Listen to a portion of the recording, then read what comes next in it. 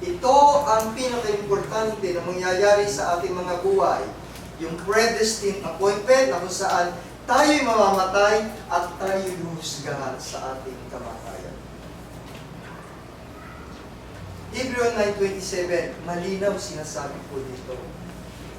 At kung paanong itinakda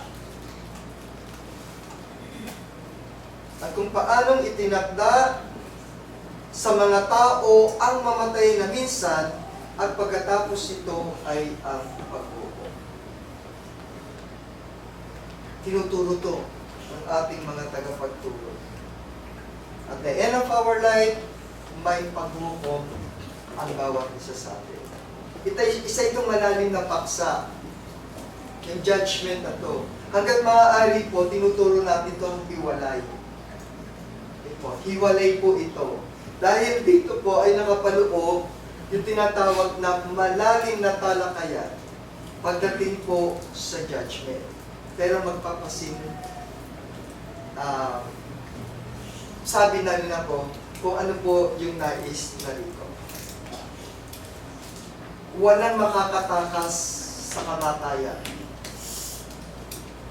Ang nakakalungkot po ngayon, pabata ng pabata ang namamatay. God, ito ang gusto mo. Makipag-appoint tayo. Ako po, ang panalangin ko, sabi ko sa taas, God, 85. Not lower, not higher. Kaya sana makasama niyo pa po ko hanggang 85 years ko. Okay? Lagi po hinihiling yan. Kaya ang bait-bait ko eh. Okay? Hindi ako umiinom. Hindi ako nagpupuya. Kasi gusto ko nga ba yung buhay ko eh. Para magamit pa niya ako. Yun po yung aking objective sa buhay. Ang Hebreo 9:27 o tinatawag nating may kinalaman sa kamatayan. Ito po ay paalala na ang buhay ay pansamantala.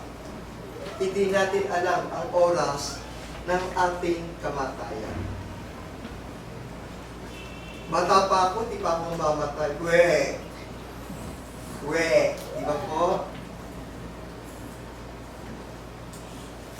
Eh kung bigla ka nakalunok ng piso, ang babo ng kamatayan, nakakalungkot.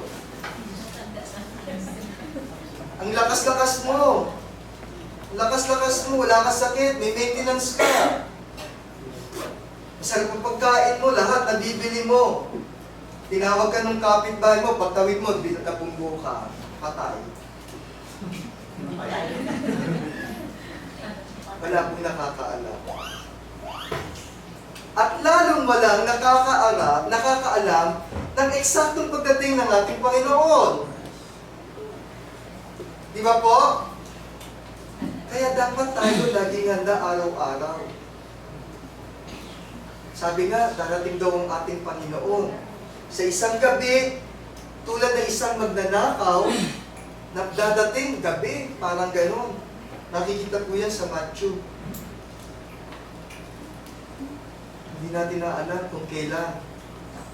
Huwag naman sana sa New Year's. Baka di natin madinig, no? New Year's Eve, baka maingay, di natin masalubong. Pero walang nakakaalam kahit sino po ang magsasabi. Bata pa ako, sinasabi ng mga ministro natin, malapit na dumating ang Panginoon. Takot na takot po ako noon, bata ako. Ngayon matanda na po ako. Hintay ako ng hintay. Nagpakabait ako.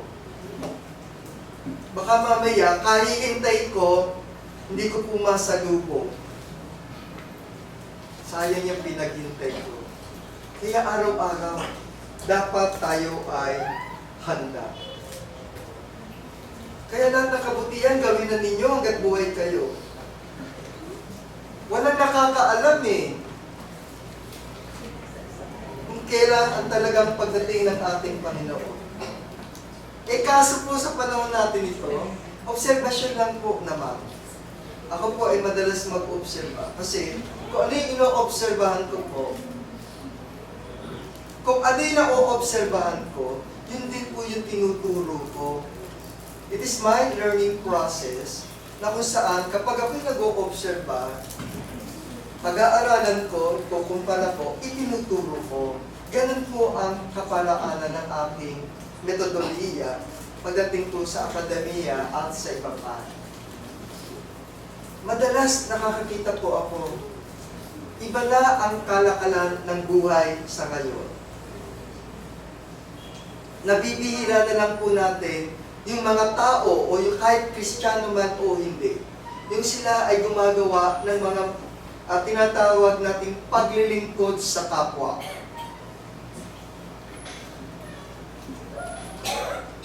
Nung isang araw po ay sakay-sakay ako ng jeep. Yung matanda ko ay may dalang mabibigat. Kaming yung mga nakaupo dun sa jeep, okay po, mentras umusog ng konti, yung matanda na mabigat, okay, iniwas lang nila yung mga paa, kunwari busy sa cellphone, yung matanda, pinaupo yung malapit sa unahan, malapit sa driver. Kakalungkot po. Ganun na dapat bigyan ng priority yung matatanda. Simpleng action. Kung o-obserbahin natin, tapos sasabihin mo, oh, may nagagawa kong magandang bagay. Yung action na yun, magpe-pretend kang busy sa cellphone, yung matanda na dapat bigyan natin ng priority na maupo doon sa malapit sa babaan at sakayan, hindi mo man maibigay para sa kanila. Kakalungkot po. Tandaan po natin, we all, every person will be judged by our Maker, yung gumawa sa atin. Tayo ay huhusgahan kung anong ginawa natin sa mundong ito. Sino ba itong Maker natin?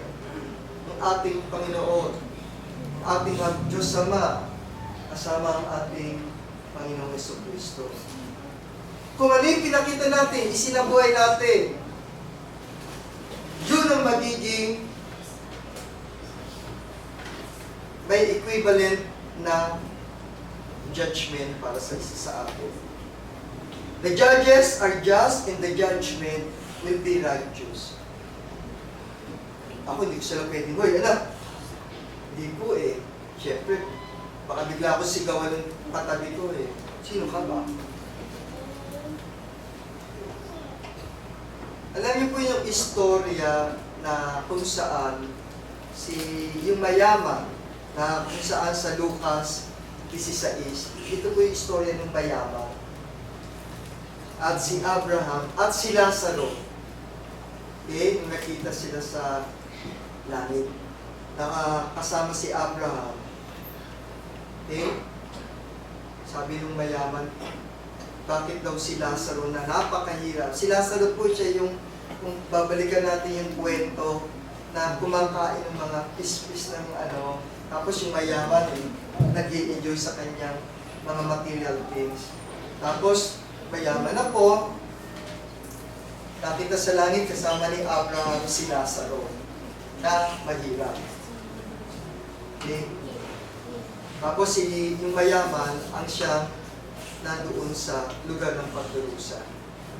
At si Lazaro, nag-i-enjoy sa magandang buhay kay Abraham. Basahin niyo po itong Lucas. This is 19 hanggang 31. Ito pong istorya na ito ay na kung saan ay paalala o reminder sa ating lahat na kung saan hindi yung kayamanan natin dito ang magdadala sa atin sa sangkalangitan. Yung ating naging buhay, kaparaanan ng ating pamumuhay, ang siyang magdadala sa atin. Kaya nakakalungkot po mga kapatid na kung saan hanggang ngayon, minsan nga sabi ko, hindi pa buti ang mundo. Pasama ng pasama ang mundo. Buti mo batang maliit, hindi mo makitaan. Lalo na kung sila ay hindi guided ng kanilang mga magulang. Andiyan yung pagnanakaw,